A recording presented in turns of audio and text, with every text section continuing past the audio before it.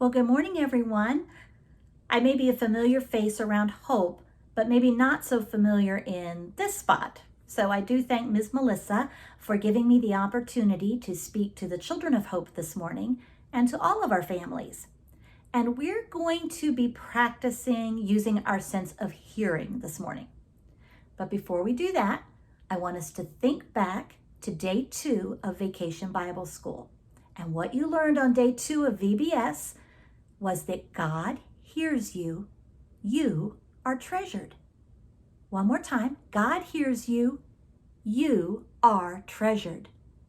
That's a really encouraging thought. It's something that I like to think about a lot. And as we think about that, we're going to practice our sense of hearing this morning. So I brought something to help me.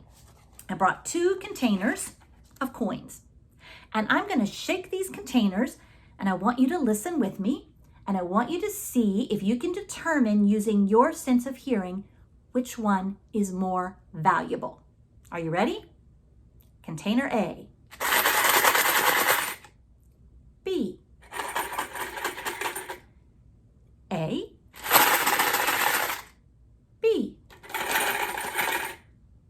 Do you think you know? Which one is more valuable? This is where it gets a little bit tricky. This one sounds like it has more value, but what if this one's full of pennies and this one has a couple of quarters or dimes in it that would actually make it more valuable than container A? Our sense of hearing might let us down a little bit in this situation. It may not help us determine what is more valuable. Sometimes other people's sense of hearing can let us down too. Maybe moms or dads or teachers, they try really hard to listen to us, but sometimes they may be too busy to hear what we have to say, or our words may be too quiet, or they just miss a little bit of something we have to say. And so their sense of hearing may not hear everything that we would like them to. Well, we don't have to depend on just our sense of hearing or our parents or our teachers. But the Bible, God's Word, tells us there's someone who always hears us. When we look at Psalm 116, that was written by David, we hear these words: I love the Lord because he hears my voice and my prayer for mercy. He hears my voice. I think that's just such an encouraging thought. I want to say it again.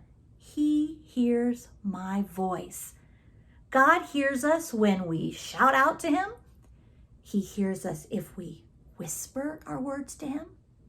He even hears our thoughts. We don't actually have to verbalize or say them out loud. And to me, that's a really encouraging thought, that God hears our voice.